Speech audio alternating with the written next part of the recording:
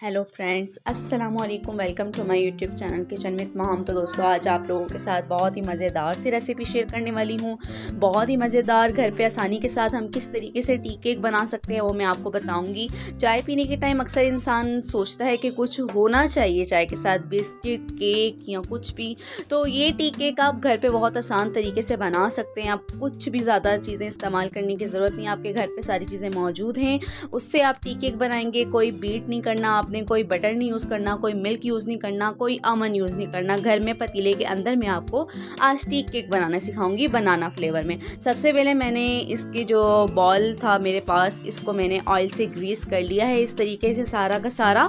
तो हमने कहा कि टाइम ज़्यादा बच जाएगा, तो इस वजह से इसको पहले ही हमने ग्रीस करके रख लिया है। अब 2 केले लिए हैं मैंने, उसको हम अच्छी तरीके से मैश कर लेंगे कांटे की मदद से। आप चाहें तो आप इन सब चीज़ों को ग्राइंड भी कर सकते हैं, लेकिन मेरे पास टाइम कम था तो मैंने इस वजह से हाथ की मदद से ही जल्दी से कर लिया।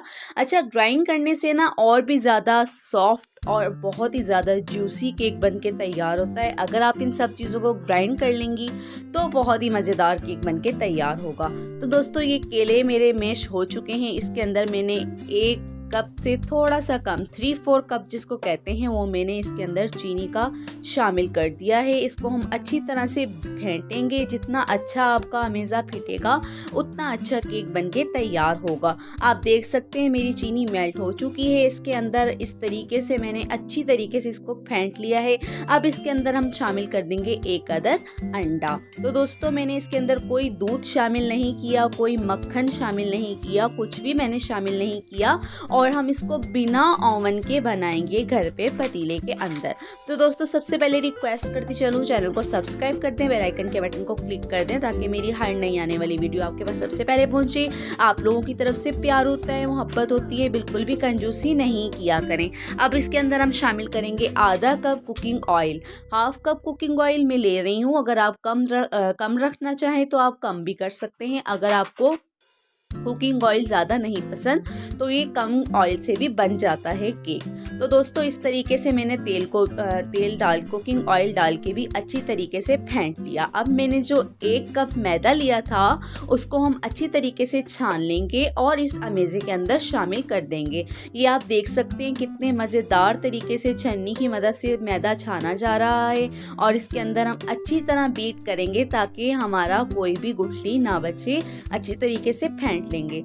1 चम्मच ये बेकिंग पाउडर है मेरे पास। तो दोस्तों, ये बेकिंग पाउडर भी मैंने इसके अंदर शामिल कर दिया है और इसको भी हम अच्छी तरीके से इसके अंदर मिक्स कर देंगे ताकि हमारा बेकिंग पाउडर भी बहुत अच्छी तरीके से इसके अंदर मिक्स हो जाए। याद रखिएगा, कोई भी गुठली नहीं बननी चाहिए, अच्छी तरीके से आपका अमेज़ा मिक्स हो जाना चाहिए। अब इसके अंदर हम शामिल कर देंगे 1 चम्मच वनीला एसेंस। तो दोस्तों, वनीला एसेंस का बहुत ही मज़ेदार फ्लेवर होता है। ये आप केक में शामिल होता है, बहुत ही मज़ेदार इससे केक बनता है।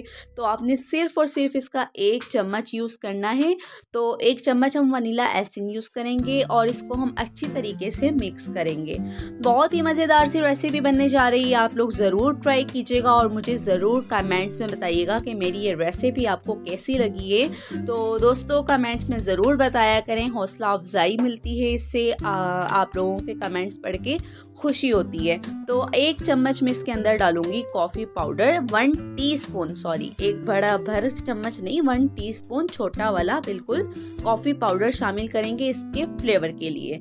तो दोस्तों, कॉफ़ी पाउडर शामिल करने से बहुत अच्छा सा फ्लेवर बन जाता है, बहुत अच्छा सा फ्लेवर आता है। ये आप देख सकते हैं मेरा अमेज़ा कितना अच्छी तरीके से मिक्स हो चुका है, कोई गुठली नहीं बनी है। आपको फिर बताती चलूँ, अगर आप इन सब चीज़ों को ब्लेंडर में, जूसर में ग्राइंड कर लेंगे तो बहुत अच्छा रिजल्ट मिलेगा। अगर आप लोगों से इस तरीके से हाथ से नहीं फेंटा जा रहा तो आप इसको अच्छी तरीके से ग्राइंड कर सकते हैं। मैंने इसके अंदर चॉकलेट थोड़ी सी ग्रेट की थी, वो मैंने इसके अंदर शामिल कर दी है। अब इस अमेज़े को हम सांचे के अंदर डालेंगे। तो मैंने जो सांचा ग्रीस किया था ऑयल के साथ, उसके अंदर इस अमेज़े को सारा डाल देंगे। आपको किसी और चीज़ की ज़रूरत नहीं। अगर आपके पास वो बेकिंग पेपर है तो ठीक है, नहीं तो आप ऑयल के साथ ग्रीस कर सकते हैं, कोई मसला नहीं है। आपका आसानी के साथ ये केक बाहर आ जाता है बनने के बाद। तो मैंने आपको वो चीज़ें बताई हैं जो जो घर पे आसानी से अवेलेबल हों, कोई मुश्किल ना हो आप लोगों को। तो इस वजह से मैंने बेकिंग पेपर भी आपको नहीं बोला। आपको सिंपल तरीके से केक बनाना है जो आपके घर पे चीज़ें हैं आसानी के साथ अवेलेबल। इसके ऊपर मैंने चॉकलेट पाउडर डाल दिया है, कुछ चॉकलेट के पीसेस हैं वो भी डाल दूंगी। तो दोस्तों इसको मैंने एक पतीली के अंदर शामिल कर दूंगी और पतीली के अंदर बहुत ही मज़ेदार सा ये केक बन के तैयार होगा। मेरे पास ये कढ़ाई है, मैंने 5 मिनट के लिए तेज़ आंच पे गरम कर ली थी। अब इसकी बिल्कुल डिम आंच, जिसे चावलों को दम लगाते हैं, बिल्कुल हल्की आंच पे इसको हम तकरीबन 1 घंटे के लिए दम पे रख देंगे। 40 मिनट्स के बाद आप चेक कीजिएगा। 40 मिनट्स जब हो जाएं तो आपने टूथपिक की मदद से चेक करना है। अगर टूथपिक आपकी गीली आए तो आप समझ लें कि इसको 1 घंटा पकने की ज़रूरत है। अगर आपका केक की टूथपिक सूखी आए, इस तरीके से जैसे मेरा केक रेडी हो गया है बनके, तो अब मैं टूथपिक की मदद से चेक कर लेती हूँ। अब मैंने टूथपिक की मदद से चेक कर ली। अगर इसके अंदर मेरी टूथपिक गीली आएगी तो समझें केक रेडी नहीं है, लेकिन मेरी टूथपिक बिल्कुल सूखी आई है तो समझ लें कि केक बनके एकदम परफेक्ट रेडी है। तो दोस्तों मैं आपको बताती चलूँ, ये पतीली के अंदर बहुत ही मज़ेदार सा केक बनके तैयार होता है, कोई अवन की ज़रूरत नहीं है। मैंने तकरीबन इसको 40 से 50 मिनट पकाया है, 40 से 50 मिनट। तो आप लोग भी इसको 40 से 50 मिनट पकाएंगे तो अच्छी तरीके से कुक हो जाएगा।